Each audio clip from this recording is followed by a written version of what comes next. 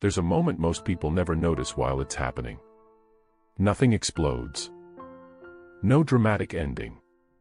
No betrayal. No final conversation. Just a quiet emotional shift. A subtle change in how someone reacts to your presence. And the disturbing part is, it usually begins the moment they become completely certain they already have you. That's the emotional contradiction nobody wants to admit out loud. People claim they want reassurance, consistency, availability, emotional safety. But attraction behaves strangely around certainty. The more emotionally guaranteed someone becomes, the less psychologically intense they sometimes feel. And most people don't realize this until the emotional atmosphere already changed. At first, your attention feels valuable. Your messages create excitement. Your presence interrupts their thoughts. They notice small changes in your mood. Small changes in your voice. Small delays in your replies. You emotionally affect them. That's what attraction often is in the beginning. Emotional impact. But eventually, people adapt. Quietly. Dangerously. And adaptation destroys more emotional intensity than conflict ever does. That's why so many relationships don't collapse dramatically. They fade psychologically first. The conversations still exist. The routines continue. But something underneath starts disappearing. You feel it in the energy. In the slower reactions. In the missing curiosity. You notice they no longer ask questions the way they used to. They stop leaning emotionally toward you. You become part of their emotional environment instead of an emotional experience. And people stop deeply observing what feels permanently accessible. That's the part most people feel, but struggle explaining. Because the shift is invisible. Nobody says, "I'm becoming emotionally used to you." It just happens. Slowly. You notice yourself talking more just to recreate emotional engagement that once happened naturally.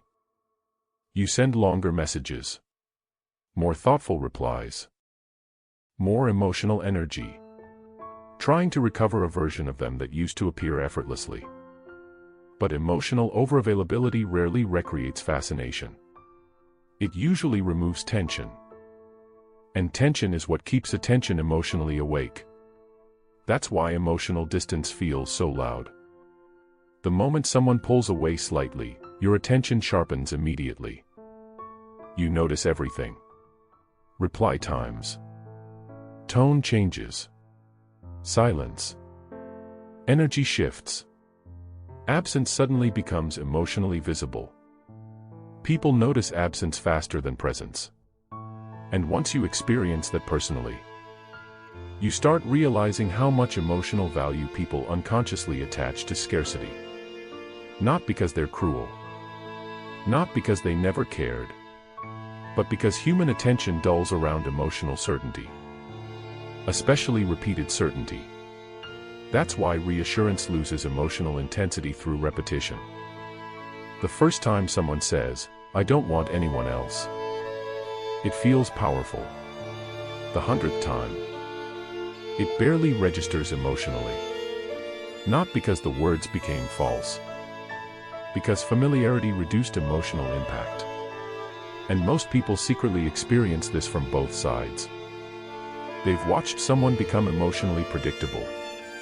And they've also felt themselves becoming emotionally ordinary to someone they deeply wanted. That's why this subject feels so uncomfortable. Because almost everyone recognizes it privately. You notice it during tiny humiliating moments. Moments nobody talks about openly. Like rereading old conversations late at night just to feel traces of the emotional intensity that disappeared. Or staring at your phone after sending something thoughtful. Watching the reply arrive colder than expected. Or realizing they respond faster to strangers than they respond to you now.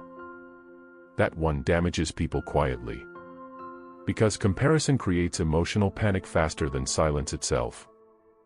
You notice them sounding more emotionally alive around other people. Laughing harder. Paying closer attention. Showing curiosity you haven't felt in months.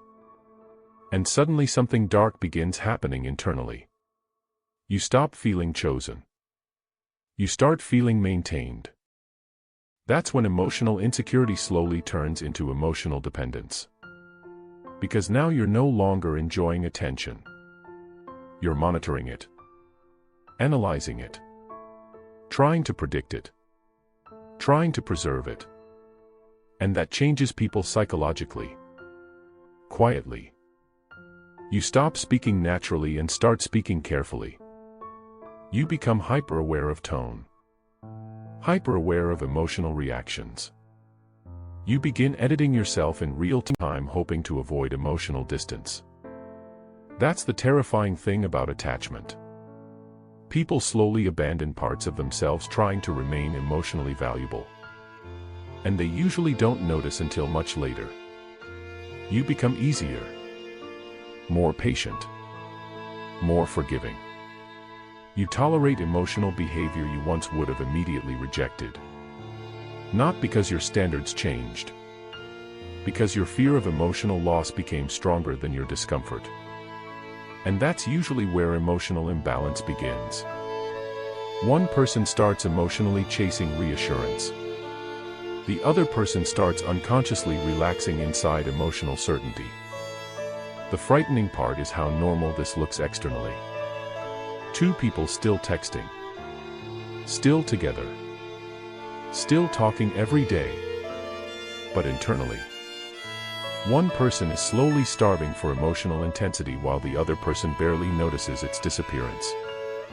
That's why emotional neglect often develops silently. Nobody announces it. It appears through reduction. Less enthusiasm. Less fascination. Less emotional effort. You realize conversations only survive because you keep carrying them. If you stop trying, silence arrives immediately. And silence reveals terrifying things. Because effort exposes emotional investment faster than words ever do. That realization humiliates people. Especially when they remember how effortless everything used to feel. You remember when they wanted more of you. More conversations. More time. More attention. Now even basic emotional engagement feels forced. And the dangerous part is how attachment changes your interpretation of these moments. You stop evaluating behavior objectively. You start emotionally negotiating with reality. They're just tired. They're stressed. They probably didn't mean it. Meanwhile, your intuition already sensed the atmosphere changing weeks ago. Humans recognize emotional withdrawal long before they consciously admit it. You hear it in shorter replies. Feel it in distracted eye contact. Notice it when someone stops emotionally reaching toward you unless you initiate first. Tiny shifts. But psychologically devastating ones. Because once someone's attention starts feeling inconsistent, your emotional stability starts depending on emotional unpredictability. And unpredictability is addictive. That's why emotionally inconsistent people often become harder to forget. Not because they loved harder. Because uncertainty forces obsession. You begin searching for emotional reassurance everywhere. In punctuation. In timing. In emojis. In small changes of tone. Your entire emotional state starts reacting to microscopic signals. And eventually the relationship stops feeling emotionally safe. It starts feeling psychologically unstable. That's when relief becomes more powerful than happiness. A warm reply suddenly affects your entire mood. One good conversation emotionally carries you for hours. And that should terrify people. Because relief means emotional deprivation already exists. It means basic affection became emotionally scarce enough to feel valuable again. And scarcity changes perception immediately. People often want what feels less guaranteed. That's the uncomfortable truth underneath emotional attraction. Not because people consciously enjoy pain, but because uncertainty keeps attention alert. Certainty relaxes it. That's why people often emotionally wake up once attention disappears. The moment someone becomes slightly distant, the emotional system reacts immediately. You suddenly miss their voice more. Notice their absence more intensely. Think about them more often. Not necessarily because the love increased. Sometimes because the certainty disappeared. And uncertainty creates psychological urgency. That truth destroys people once they experience it personally. Especially when they realize they accidentally participated in their own emotional invisibility. You became too emotionally accessible. Too emotionally predictable. Too emotionally guaranteed. And eventually your presence stopped interrupting their mind. That's what people mean when they say someone became too available. Not available physically. Emotionally. Psychologically. Your attention became expected instead of impactful. And expected things slowly stop stimulating emotional awareness. That's why familiarity changes attraction so quietly.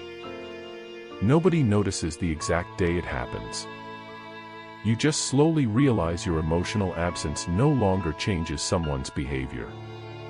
That realization creates a very specific kind of pain. A humiliating one. Because now you're forced to confront something emotionally terrifying. You are no longer affecting them the same way. And humans struggle deeply with losing emotional impact. Especially with someone who once intensely noticed them. That's why emotional replacement fears become so powerful. You start wondering if someone else now receives the curiosity you used to receive. If someone else now gets the faster replies. The longer conversations. The emotional energy that slowly disappeared from your connection. And once those thoughts begin, people start collapsing internally. Quietly. You check whether they viewed your story. You wait for enthusiasm that used to happen naturally. You become relieved over tiny moments of affection. The frightening part is realizing how low emotional expectations slowly become once attachment takes over. You become grateful for consistency that once felt basic. That's how emotional dependency distorts self-worth. You begin measuring your value through reactions. Through attention. Through emotional responsiveness. And eventually your mood depends more on their behavior than your own internal stability. That's when emotional power fully shifts. Usually toward the person less emotionally dependent. Not because they planned it. Because emotional leverage naturally follows emotional detachment. The less emotionally dependent person often controls the emotional atmosphere without even trying.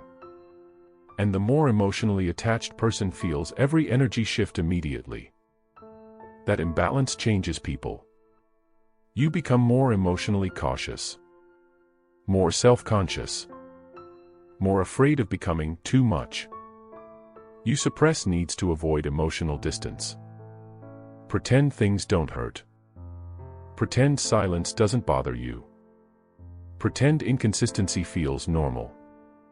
Meanwhile, internally, you're overanalyzing everything. That's why attachment feels psychologically exhausting. Not because of love itself. Because of uncertainty. Because uncertainty forces constant emotional interpretation. And eventually people stop recognizing themselves. You realize your personality changed trying to maintain emotional closeness. You became quieter. Softer. More agreeable. Not naturally. Strategically. Trying to preserve connection. Trying not to trigger distance. Trying not to feel emotionally replaceable.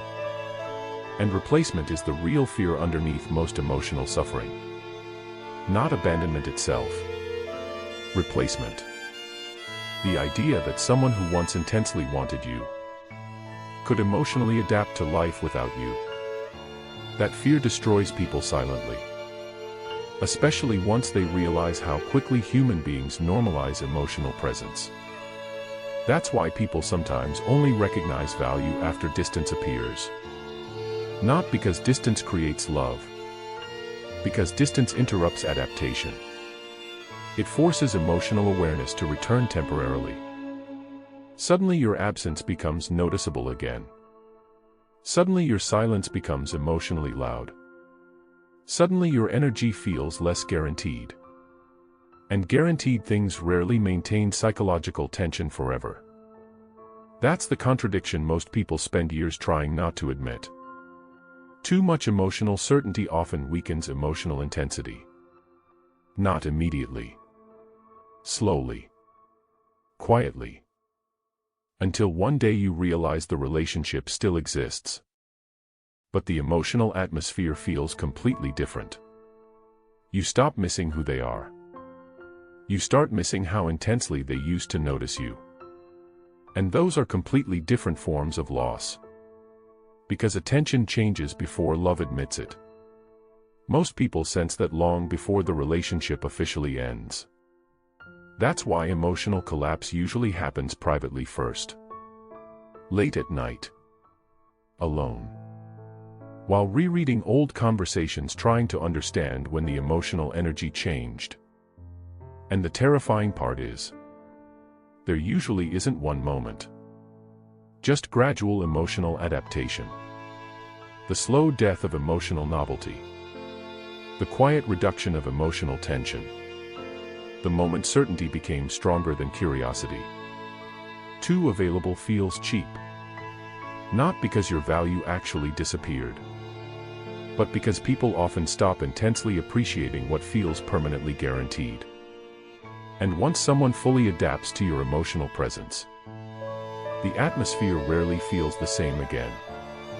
If this felt uncomfortably familiar, subscribe for more psychological explorations of human behavior.